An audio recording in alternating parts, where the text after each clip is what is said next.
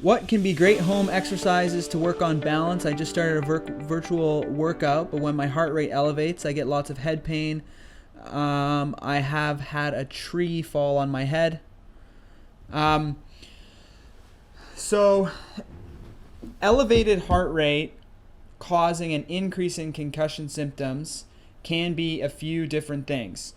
The main thing from the University of Buffalo, they've done a lot of research on this, showing that blood flow impairments or blood flow dysregulations related to your autonomic nervous system, when you get your heart rate up, if your blood vessels are not accommodating to the right amount of blood flow, if you're not able to get enough or the right amount of blood flow up into your brain as you're exercising, the theory is that's what causes that increase in symptoms. And so you're considered what's called exercise intolerant. So you start getting your heart rate up and you start experiencing this increase in symptoms. The treatment for that is actually exercise, but you want to exercise in what's called a subsymptom threshold level. So you want to exercise below the threshold in which you get symptoms. Typically, the way that this is tested for is that we put you on the Buffalo Concussion Treadmill test. So we put a heart rate monitor on you, we put you on a treadmill, we have you start walking, and then we gradually increase the intensity of the test so that your heart rate gradually goes up by a couple beats every minute. And we keep asking you, do you have any increase in your headache? Do you have any dizziness? Do you have any blurred vision? Do you have any symptoms? If your symptoms start increasing with increased exercise, then we suggest that that's likely due to this what's called physiologic PCS, which is an autonomic nervous system or a blood flow issue. Theoretically, that's the thought process behind it right now. Now that we know what your threshold heart rate is, we tell you to exercise, and we want you exercising every day, but we don't want you exercising up here, we want you exercising right here, so that you're about 80 to 90% of what your threshold heart rate is, so that you're not becoming symptomatic every time you exercise. Here's the problem though, because when you're doing a virtual workout program, generally you're not doing steady state cardio. So people that have problems with exercise, we typically tell them to start with steady state cardio at a subsymptom threshold level because you can control that. But when you're doing something like a virtual workout, which is usually more of a circuit type thing, usually you're doing like, a couple sets and then you take a little bit of a rest, then you do a couple sets and you take a little bit of a rest. Well, the problem with that is, let's say your threshold is here, right? For those that can see me, for those listening, sorry you're missing out, but basically I have a line going across, and let's say that my heart rate starts out down here, but then I do a set and I spike above my threshold, and then I rest and I come back down, and then I spike above my threshold.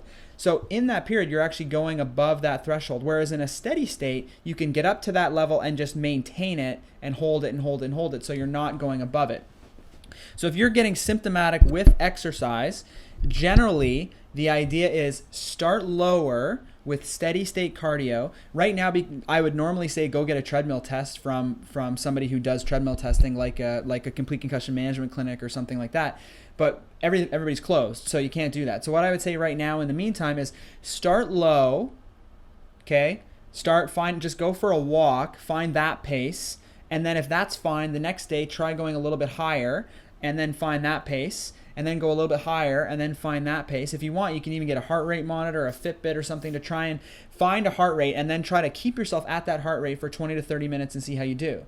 If everything is fine with that, then you can move up, and you're gradually going to push yourself up and up and up and up to try and find out what level is good for you.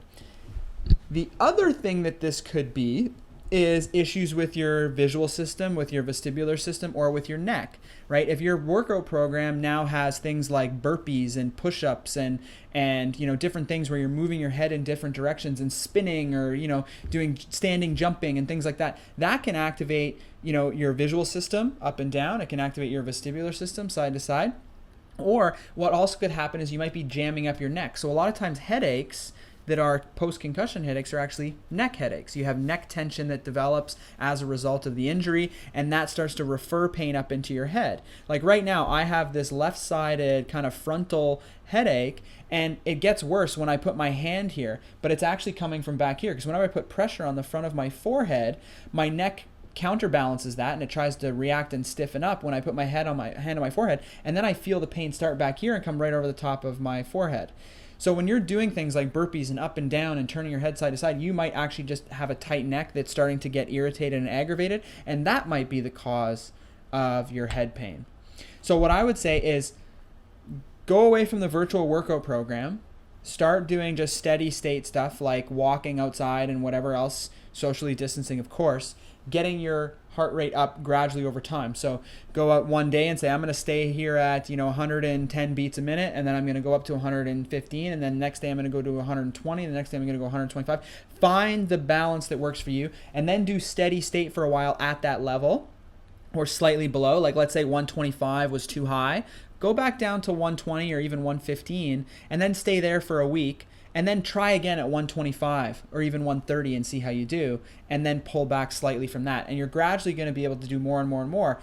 If you can do that, then you can start moving in with some of the up and down type of, virtual type workouts and see how you respond to that. If you're still having issues, like I said, it could be other systems that are involved. So that would be my best advice on that.